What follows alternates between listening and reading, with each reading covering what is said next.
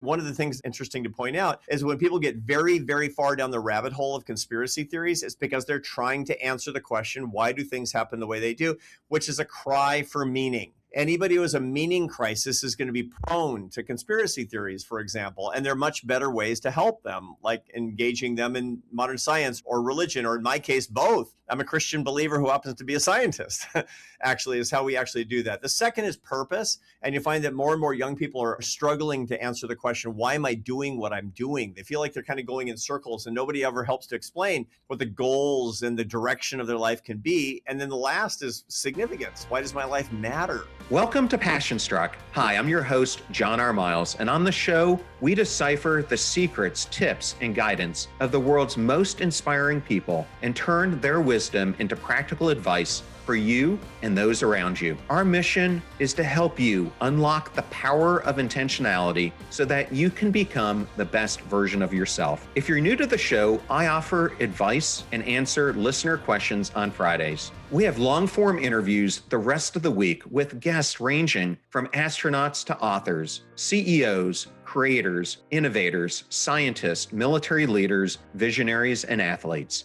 Now, let's go out there and become Passion Struck.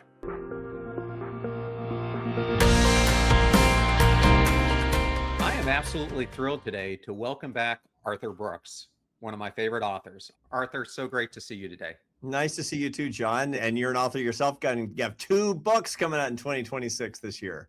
That's fantastic. Man, it's surreal. I love it. It's just become such a big passion of mine, and I can't wait to write many more. Maybe not as many as James Patterson, who you recently interviewed on your great show. I love that interview. Yeah, he's had 200 titles and 69 #1 New York Times bestsellers. That's a pretty hard aspiration to live up to for others. Almost impossible. I just don't know where he comes up with the ideas, but he said on your show that he's got about 500 more that he could write about, which gives me hope. I know. It is notices one little thing here and there. Then again, you and I are mostly writing nonfiction, which is a different kettle of fish than mystery novels. Yes. Although someday I would love to write one, but that's going to take some work because it's a completely different frame than what we write through. That's right. Well, speaking of authors, you are one of only 2 who has joined me 3 times on this podcast. The other one is Gretchen Rubin. She's fantastic. And so you specialize in authors on happiness and being doing hat tricks on your show, right? Absolutely. Well, and our first conversation, we talked about success addiction and from strength to strength. And the second, we went into build the life you want, and we focused on emotional self-management. But what did you start seeing that made you realize those weren't enough, that something deeper around meaning itself was breaking down? One of the things that I like to do is when I'm in a particular place, I start just listening to people and the words that start to show up again and again. In academia today, I noticed, well, we've all noticed this incredible explosion of depression and anxiety. And in fact, in our society today, among people under 30, there's been about a tripling of clinical depression since 2008. And it's especially prevalent among young people that are college educated, people who would seem to have the most going for them in this epidemic of mental illness and mood disorder and just misery is how it comes about. So what I've been doing over the past 5 years is just listening to the words that people are using when I talk to them about their lives. And the word that keeps showing up and up over and over again is meaning. I don't know what I'm meant to do, they'll say, or my life feels meaningless, or I don't know the meaning of my life. And that's really where the penny drops, it turns out, because that is the best predictor. Feeling like your life is meaningless or you don't know the meaning of your life is the #1 predictor of anxiety and depression for people of any age, which is especially prevalent among young people. That's why I decided to write a whole book on why meaning is missing, what meaning is, and most importantly, where you got to go to get it. You start out the meaning of your life by describing the return to campus and feeling unheimlich. And I was hoping you can describe that here in a second, but I've heard similar observations from other professors, notably when I had Lori Santos on the show. She was talking about how she built her course, which has now become the most popular course at Yale, but it was based on also seeing some of the same things. She told me students were anxious, depressed, but also quietly unseen. What did you notice that told you this was more than stress or burnout? It was different than when I left academia. So I left academia at the end of 2008 and I returned in 2019. And I was running a think tank in Washington, D.C. in the middle of there. So I was a CEO, not really paying that much attention to academia, but I had a great contrast between the two. It's not like it's people oozed into this problem. I left in academia, university life was happier. I know that you're a Naval Academy guy, and my guess is you have incredibly happy memories of your college days. The friends you made, falling in love, having a great time. That's what college is all about, man. And that's what it was when I left. And when I came back in 2019, I saw depression, I saw anxiety, I saw loneliness, I saw fear, I saw cancel culture, I saw a culture of grievance and victimization, angry activism. I'm like, man, what is going on here? And that's what actually made me think that this is a crisis. This is a psychogenic epidemic among young people. And it's not limited to campuses. It's just where I saw it. And again, that's the reason when I started interviewing people to see, okay, what's behind this? What's behind this? And it's not just, well, boomers wrecked everything. And it's not just that young people are entitled. People have been saying that stuff forever. Is that something is actually different. And there was a tangible reason. Number one is they couldn't identify the meaning of life. And there was a tangible reason I felt that had to be behind that. And that's where this research actually started. What is meaning? What are they looking for? Where do you find it? And then how do you have to live differently such that you can experience the meaning of your life as well? That's what this book's really all about. So does modern life fail because it's overwhelming the young kids, or is it because it makes them feel interchangeable? So modern life is harming the ability to discern meaning in life because it's making us use our brains wrong. And what I'm talking about here requires a little bit of explanation. And this is what the science of this book is really all about. The brain is what neuroscientists call a laterally hemispheric organ. That is to say, two sides, and they both do different things. The left side of your brain does different things than the right side of your brain, which kind of makes sense. You got a big brain, it wouldn't just be a mirror. The left side of your brain does all the technical stuff, all the how to and all the what, all the efficiency, all the grinding, all the get to the bottom of problems. The right side of your brain is the why side of your brain, the mystery, the meaning. The left side does all the complicated stuff that you have to learn how to do that's hard. The right side of your brain is the complex stuff, which means that you understand it, but you can never solve the problems. You can only live with them and understand them. So the left side is work. The right side is meaning and love and relationships. My marriage is a complex right side phenomenon. I'm never going to solve it. I'm just going to live it. That's how love actually works. Now, here's the problem. John, here's what's actually going on in modern life. Modern life is pushing people to live exclusively in the left hemispheres of their brains, to not actually explore the complex problems of why, but only the complicated problems of how to and what. Our life has become incredibly mechanistic. The things that we study are so that we can get better jobs. We spend all of our day online. We're always trying to solve specific problems. There's very little of our lives that are based on love, that are based on philosophy, that are based on mystery. And that's the kind of consciousness that we actually need. But the more that you actually follow along with what the culture tells you to do, work on Zoom, date on apps, make friends on social media, play video games, look at YouTube shorts. Man, you're living in a simulation, and the simulation of a real life is in the left hemisphere of your brain. The one thing you'll never simulate is the meaning of your life. And that's our problem today. I love what you're talking about. I often talk about how so many of us have fallen into this trap of living the life we should be leading instead of the life we could be leading. And it seems that for many of us, we reach that point older in life. It now seems that young adults are getting there quicker. Is what you're saying a reason for that? For sure. And part of it is that, again, all of us struggle. Every single person watching us of every age, little kids through people in their 60s like me, they're stuck too, and they're struggling too, and they're distracting themselves with their devices too, and they're part of the culture as well. But people my age and your age, John, we remember the before times. That's the key thing. And so we remember when life had this kind of beautiful boringness to it. It's funny because I just saw this video on YouTube that was going around of people saying, imagine life in the 80s. Man, I remember the 80s. I was there during the 80s. And they were doing all this stuff like hanging out down in the video arcade and just goofing around, sitting around in somebody's car. and laying on the grass in somebody's backyard. And it's like, that looks so awesome. Well, that was life. That was actually life. And by the way, sometimes it was actually boring. And our brains were, quite frankly, working the way our brains are supposed to work. But now we've got the perfect anti-boredom devices in each one of our pockets. We've been able to banish all of these terrible experiences of not doing something every single second. And the result of it is our brains aren't working right. We can't find the meaning of our lives, and we're anxious and depressed. I know you're familiar with self-determination theory, and I've had Richard Ryan on this show. For those who aren't familiar, it's really about three things: autonomy, competence, and relatedness.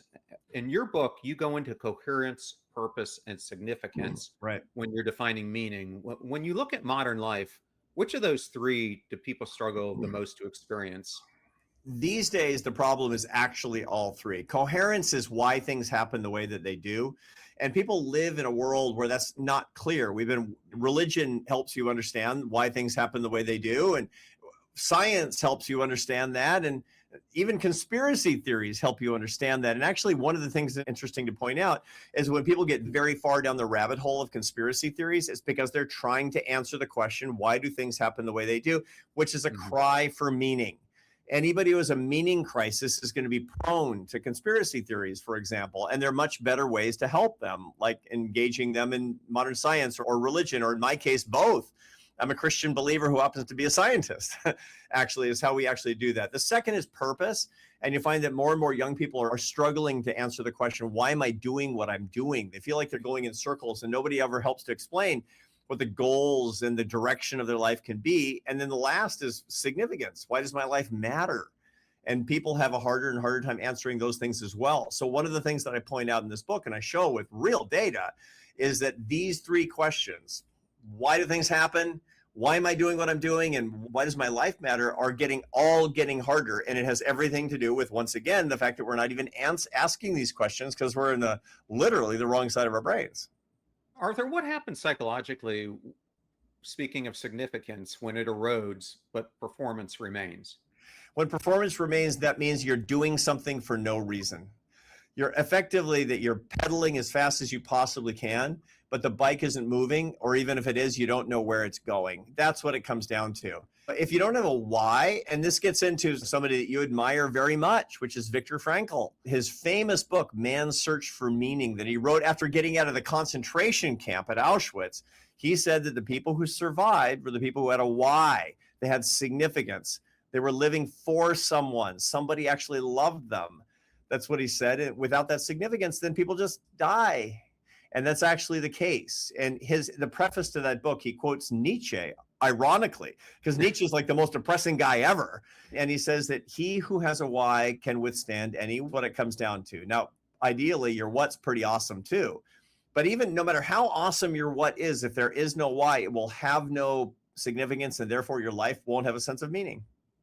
Since we're recording this just before Christmas, and I'm Catholic like you are, so it's a very significant time of the year for us, you bring up It's a Wonderful Life. Right. And I think with what you were describing, George Bailey is probably the poster child of what you were just describing. But he discovers his meaning by getting the gift of seeing who would suffer without him. Yeah. Why do so few people today ever receive that kind of verdict? Part of it is because our mechanistic world does not deliver this information. Our mechanistic world is really all about what you can do today and how efficiently you can actually get it done. And that's a really big problem because we're not in communion with each other meaningfully. We don't have love relationships in which the relationship is the point of the whole thing. This is what really it makes couples, for example, that makes it so hard for them to continue to thrive. One of the things that I've studied a lot is why more and more couples are divorcing after 25 years. 25 years, John.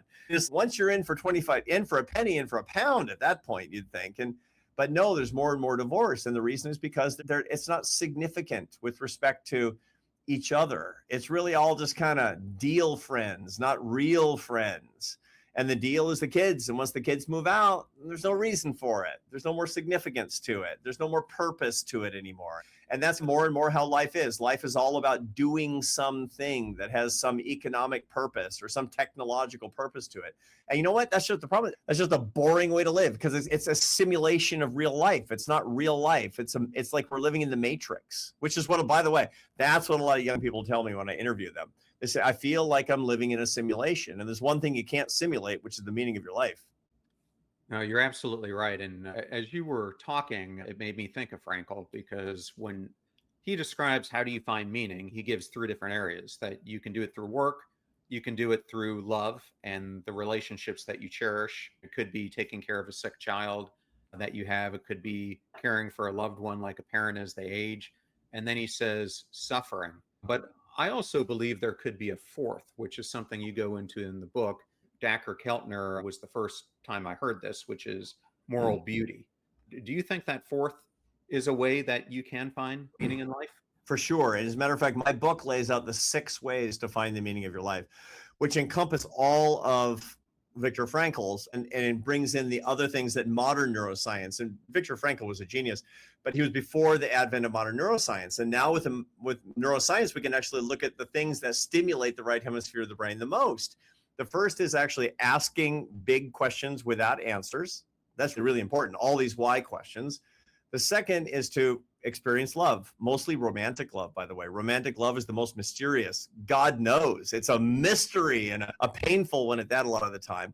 The third way is to actually find transcendence. And you transcend yourself by looking upward to God or looking outward to other people and serving them, as you just say. The fourth way is to find your calling through work, just as Viktor Frankl talks about, which is not what am I good at or what people pay me to do. It's what's in my heart? What's my calling? What am I meant to do? And in this book, I talk about the ways to actually find that. The fifth is looking for beauty, and moral beauty is one of them, as well as natural beauty and artistic beauty. And last but not least is through suffering and finding meaning in your suffering, by which you have to stop resisting your suffering. And this is one of the biggest mistakes that young people have today. In our technologized culture, there's a belief that suffering means there's a defect, there's a pathology, and therefore you must resist it. You must eliminate it if you possibly can. And that, of course, is eliminating the meaning from life itself. I think Frankl, when he was talking about suffering, he always referred to it as a suffering you can't avoid. Meaning if you're in a point of suffering and you can find a way out of it, then do. But if you find yourself with a life-threatening condition, or you're going through the death of a loved one or some other type of suffering, it's really seeing a path through that takes you through it, which I think is really an important clarification. It is. There's little versions of that. There's a lot of literature that suggests, Bruce Feiler's stuff talks about every 18 months you have a transition that you don't expect, and every 5 years you have a catastrophe that you really hate. One of these things, these life-threatening illnesses. But we have suffering as small as a flight delay that we can't control. And the truth is that the Buddhists talk about the fact that suffering is pain multiplied by resistance. You can try to reduce the pain, but a lot of times you can't, and you shouldn't. In those cases, you need to reduce the resistance. And reducing the resistance is really what it's all about. This is one of the reasons that one element of strength and courage is patience. And that's something that we've lost entirely in our technologized left brain culture. We don't have patience when we're on the left, is what it comes down to. And so the result is that we're going to have more and more futile resistance, and then the suffering is going to be more intense and actually less meaningful than it could be. Arthur, in my first book, I was trying to describe the unconscious state that I think so many people are drifting through life as their approach to life. And I often hear people use the word, people are living on autopilot. Right. And I always think it's the wrong analogy, because when you put the plane on autopilot, it's typically going in the direction you want it to go. And I described it as too many of us are living like we're a pinball in the game instead of playing the game.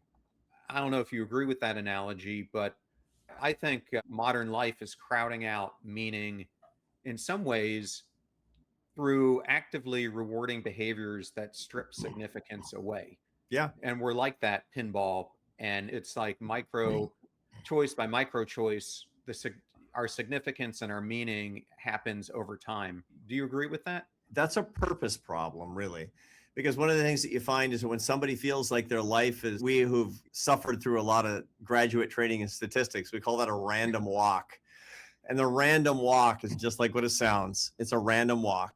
And your life feels like a random walk. That means you don't have purpose. Purpose is goals and direction so that you know you're making progress. And this is one of the key elements of the meaning of life. It's one of the defining elements of the meaning of life. And so when I talk to somebody who feels like a pinball, the ball in the pinball machine, somebody whose life feels like a random walk, the first thing I start talking about is, okay, we got to set some goals. We got to set some goals here in life. And once they do, boy, oh boy, there's a lot of research on this that shows that students, young adults, their life gets so much better when they're moving towards something as opposed to just avoiding boredom, avoiding discomfort, avoiding suffering. Because here's the thing, the ball in the pinball machine, what's going on is it hits the bumper and the bumper springs it away. And so everything is this avoidance. The ball isn't actually going anywhere. It's avoiding things that it's been repelled from. And that's what people's life actually looks like. Now, let's get into a different game where there's something better in the future. We can define it and we can start making progress toward it. That's when meaning really starts to become quite obvious and manifest. Yeah, I've been working my way through Yuval's most recent book on information networks, and it's been interesting to hear what he's writing about. But where I'm going with this is I was recently going through this section where he was talking about modern day technologies and the algorithms that are underneath them and how they're completely disrupting the way that information used to flow because they're manipulating it. Right. And you bring this concept of doom loop, where my interpretation of a doom loop is technology is soothing our meaninglessness while deepening it at the same time. Yep. Can you go into that a little bit more? Why does that distraction feel like relief but function like erosion? So humans hate boredom. We naturally hate boredom. And Mother Nature doesn't care. We've been bored from time immemorial. Our brains are the same as they were 250,000 years ago. And I'm telling you, John, life was alternating between boring and scary a lot 250,000 years ago. And it was unpleasant for a lot of that, but that's the way our brains were supposed to work. Mother Nature doesn't care if we're happy. She wants us to survive and pass on our genes. And we need to actually do nothing and be bored a lot more than we currently are. There's tons of research showing how much people actually don't like it. But here's the way to think about it. I guarantee you that Granddad Miles never once said to Grandma Miles, I had a panic attack behind the mule today. No. He did not say that. And that's because his brain was working the way it was supposed to work. He was bored a lot and he wasn't freaking out. He wasn't having panic attacks and depressive episodes nearly like people actually do today. It was very rare in those days because we're disequilibrated is the way that this works out. It's very important for us to understand that we can't use these algorithms to create this simulation of modern life and think that there are going to be no consequences to this. So that's what Yuval Harari is actually talking about, is these complicated simulacra, these complicated simulations of the way that things are actually supposed to work. We're supposed to actually have real spontaneity in our lives, real sense of boredom and beauty alternating. We're supposed to have mystery and meaning and things that we actually can't understand. And if we don't, if it's all worked out, if we're actually saying, okay, I'm going to work it out in the simulation here, where I'm not going to see nature, I'm going to see nature on the screen. I'm not going to have actual dates with people that are really spontaneous. I'm going to solve for my relationships with my dating app. Well, that's going to have super strong consequences. And among them are a sense of life emptying out and feeling meaningless. It is such an issue. And one of the questions that I get all the time, I've got two kids now who are 21 and 27. I've got another similar to your kids. I have another niece who's in the Army right now, and they are constantly asking me, what should we study? What should we focus on? Because they're all so worried about getting replaced by all the technology and everything that's around them. For kids that are facing that, even your own kids, what advice do you give them? So one of the things I talk about, the biggest questions that I get actually in my work, and I will address this, how do you not be replaced? But the big question I get is, how do these new technologies, mostly AI, how do they affect happiness? How does AI affect happiness? And the answer is, number one, AI is a great assistant to the left brain, the how to and what, and it's a terrible assistant to the right brain, which is the why part. So if you're using it to answer questions, technological questions, the technical questions, et cetera, and that frees up your time, which you then spend in relationship with others, great, you'll get happier. Yeah. However, if you try to use it as your girlfriend or as your buddy or as your therapist, it's going to make you lonely and sad and anxious. I promise everybody listening to us that your brain knows the difference, and you're going to feel empty. And you might not be able to describe why, but that's actually the case. Now, how is it actually going to affect us going forward, and what should we actually study? So what we want to do is to stay employed, be able to support ourselves and our families, to be productive, but at the same time, we want to have meaning and happiness in our lives. So how do you do this? AI will never replace the hands and the heart. It's just not going to. And so when we're actually doing things that are productive, that use our bodies, and we do things that actually use our hearts, where we're connecting with other people, we become irreplaceable. But if you're nothing more than a not very fast computer, that's not great. That's actually not going to be how it works, because a bigger left brain than yours is going to replace yours. So in other words, think about what you can do that leverages your right hemisphere, not things that are living. Look, everybody watching this podcast, they're smart. They're smart. That's why they're listening to this podcast. But being smart just means that you've got a really fast left hemisphere, a really well-developed left hemisphere. Think about stuff that actually leverages your right hemisphere, your EQ, not just your IQ, your social skills, your compassion, your willingness and ability to connect with other people, your true deep creativity, your appreciation for beauty, your ability to connect people with the divine. Those are the things. Even if you're in an intellectual profession like me, your comparative advantage is going to be on those social and soft and mystery-based skills that exist on the right side. Last week, I had the opportunity for the first time to interview Mark Nepo, and Nice. he said something that stayed with me. I asked him what he thought was the most fundamental thing that we need to focus on in life, and he said it was love, but he described love not as emotion or romance, but as the act of showing up fully to what's in front of you, holding nothing back. Right. How do you contrast that with the modern love depression that you write about? In a couple of ways. To begin with, I completely agree with that definition. Thomas Aquinas, you and I are Catholic guys, so we had to read a lot of that stuff in school. But Thomas Aquinas, he defined love. Who don't know, he was the 13th century philosopher who defined love as to will the good of the other as other. That's the definition of love. Nothing about feelings or sentiments. It's an act, it's a commitment, it's a decision.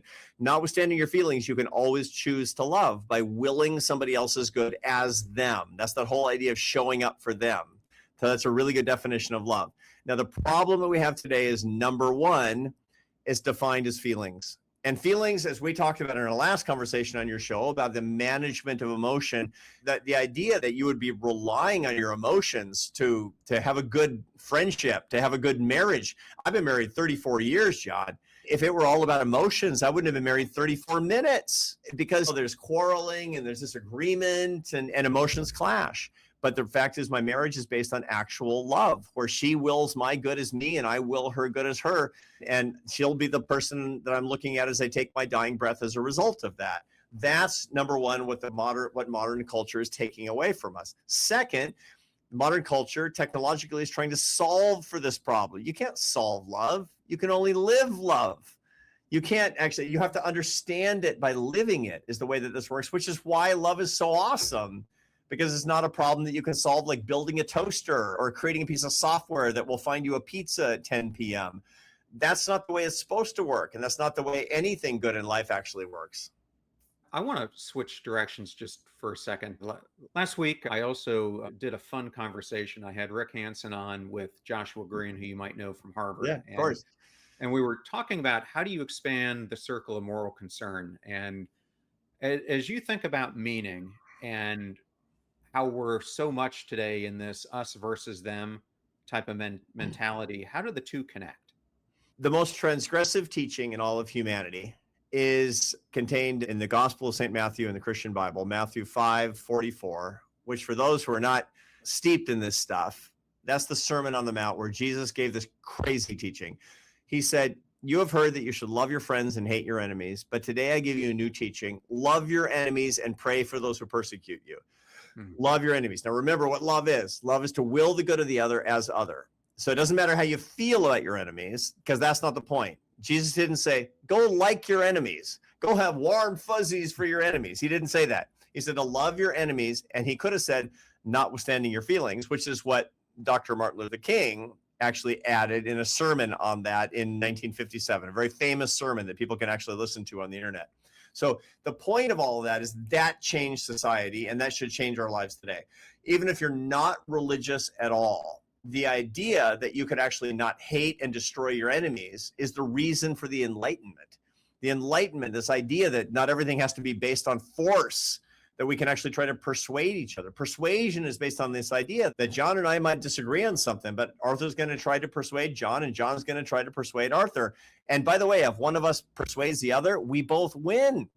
Because if you persuaded me, I'm like, you're right. That's a better way to think. And that's how modern life is supposed to be built. Unfortunately, that's what we forget all the time, that persuasion is better than coercion. Negotiation is better than coercion.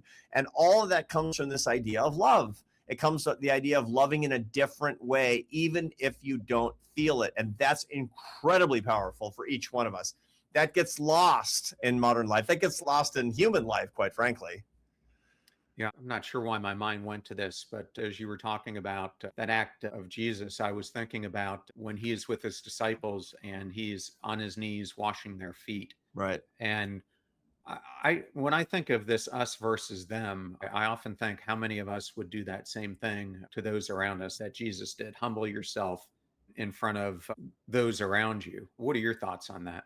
Well, when you humble yourself or when you serve somebody else from basic goodness, you're actually doing yourself the best possible favor, because that's how you find meaning. That's the idea of transcendence, to transcend by looking upward. And you've had Dacher Keltner on your show before, and you've had him on the show, right, John? Oh, yeah, I've had He's fantastic. And Dacher, he talks about awe, standing in awe of something greater than you. You find meaning when you're outside of yourself, when you're transcending yourself. When you're looking in at yourself, you're not going to find meaning. You're just going to be a tortured soul the more you look in on yourself. But another way to do that is by looking outward to others and willing their good as them. That's a kind of love toward another, but it's also the ultimate method of self-preservation. That's what William James, the father of modern psychology, called the I self. The I self is to look outward. The me self is to look inward. And you're going to do that because we're self-reflective and we're self-conscious, so that we know where our car is in traffic and we're not smashing into other people, for sure. But the I self is the relief that people actually get when they look to the stars or read philosophy or practice their religion or serve somebody else. And that's what we need a lot more of. Washing somebody else's feet, doing something that actually benefits somebody and not just you, is the best, fastest way to get happier and find meaning in life. Arthur, I did a whole series on Transcendence a few years ago. I had Dacher, Scott Barry Kaufman, David Yaden, and David Vago all in succession, and Andrew Newberg. And it was so fascinating how these out-of-body type of experiences that we get into, and you could get into them using psychedelics, what they were saying is you get into them the most by observing acts of kindness that others are doing. Really renews faith, but more than that, it reminds you that the world matters, people matter in it, you still matter in the world. Yeah. Is that what your research has found as well? Absolutely. And I've been studying other focused behavior for decades. I wrote my doctoral dissertation on the topic. Why do people give? It's so weird. They're not buying anything at all except the meaning of life, it turns out. And it's also weird because I find that on college campuses, inevitably one of the most popular classes among undergraduates is Astronomy 101. And they're not astronomers. Why is it? And the answer is because they'll go into class on Thursday morning. They just had an argument with their mom, and they're afraid that their boyfriend is breaking up with them, and they got a B. And at Harvard, that's like some big tragedy. And they go in and they come out an hour and a half later saying, I'm a speck on a speck. And it gives them relief because it gives them peace and perspective. And we got to get out of ourselves. We have to get out of the psychodrama of me. If you want to find the meaning of life, you got to start looking outward and stop looking inward. Yeah, I love that. Speaking of that course, when I was at the academy, we had to take celestial navigation, and all of us used to always wonder, in the age of GPS, why are you making us learn to study the stars? But I know. I said my daughter is, but our listeners don't. She's at officer training school at Quantico as a Marine Corps officer, and she has to do this night land nav. You remember night land nav? Oh, yeah. And that's where, with a compass, you have to go out in the dead of night in the forest looking for ammunition dumps, ammunition boxes. And you got to keep taking the test over and over and over again, as if you're qualified now to win the Battle of the Bulge or something like that.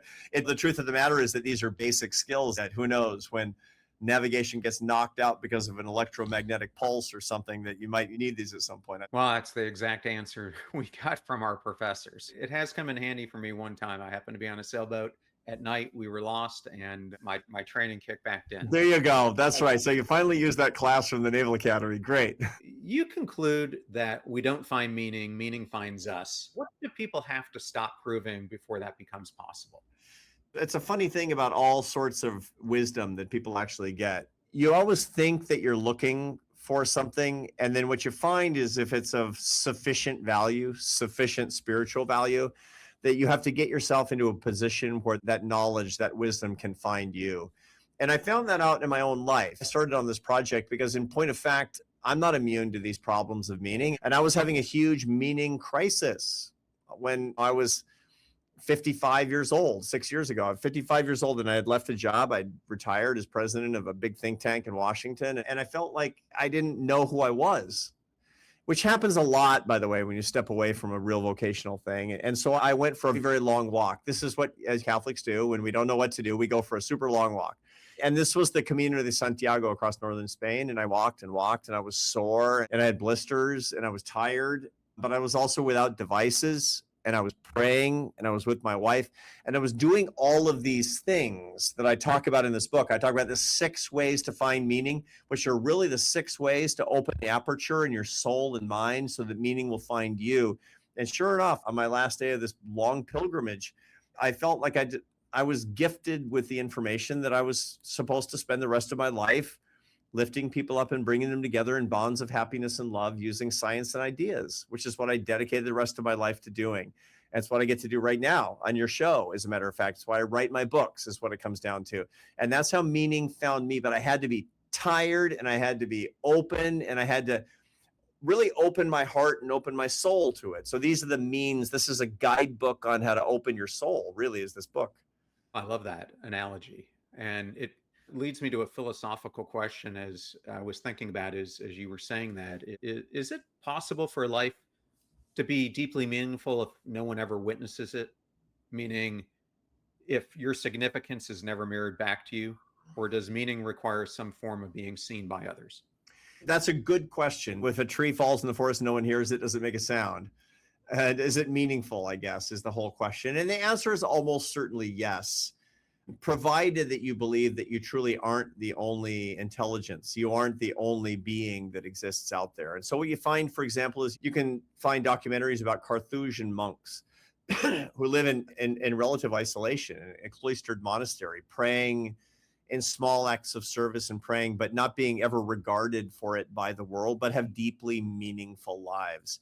And that's one of the reasons that what's certainly more important than the applause of the world is believing like you're doing something good because this is what you're made to do, that this is what your real moral goal is to do in life, because this is why you've been put on earth. One more just philosophical question for you. One thing that worries me today is how good people have become at enduring lives that quietly drain them. At what point does endurance stop being resilience and start becoming some kind of disappearance for people? And is that part of why meaning is disappearing? Yeah, for sure. It's actually the great trick, which is that we believe that we're being refreshed in our distraction when we spend a whole lot of time on devices. But what it really does is it's draining us of attention and distracting us by actually stressing us out.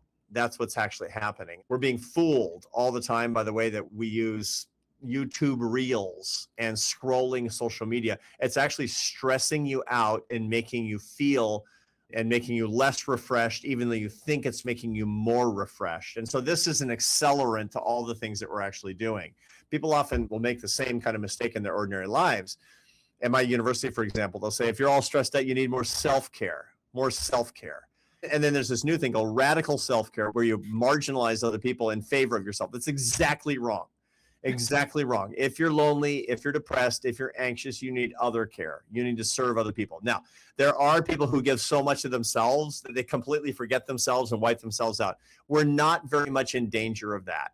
right now. I think we're much too much in danger of frittering away our time online and thinking about ourselves 24/7. And that's what we need to get away from. Get off the devices, get toward people that you love and who love you and that you need, and you need them because you're needed by them. This is the solution. It's love. So, last question for you, Arthur. You've been spending years thinking and writing about happiness and meaning. What part of the human ache do you still feel you don't quite have language for yet? That's an interesting question, because it turns out that the more I learn, the less language I actually do have, for the following reason. And this is a technical reason, so bear with me. The language centers of the human brain sit in the left cortex. They sit over here. So in my brain, I don't think we're doing mirrors here. This is for people watching us. The left hemisphere includes two areas called Broca's area and Wernicke's area. One is for understanding language, and the other is for pronouncing language. It's for speaking. And it's really important, because what it means is that the words that you have for something are in this technical left hemisphere, but the things that you understand that have the deepest meaning are ineffable, which means that they're beyond language. And the more that I actually work in the realm of love and happiness, the more that I write books about it and I do my best, but the more that I realize that life is really all about experience and not about language. And that's certainly true in my own life as well. I've stopped trying to analyze many important things. I've just tried to just live things in ways that I haven't before.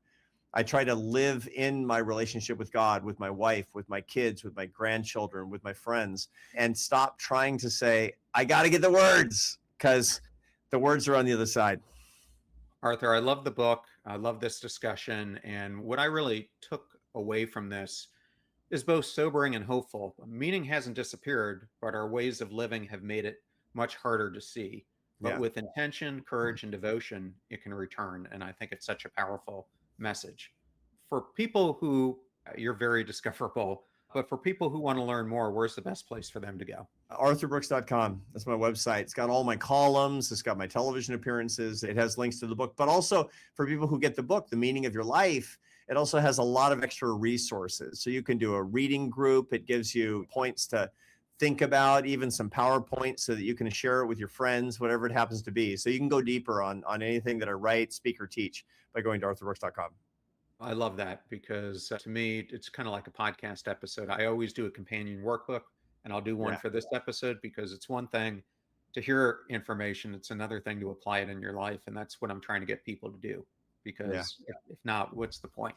Exactly right, John. Exactly right. And that's what your work is doing. It's enriched me and millions of other people so very much, because you're going deep on the things that actually matter. And I'm super appreciative and grateful to you for that.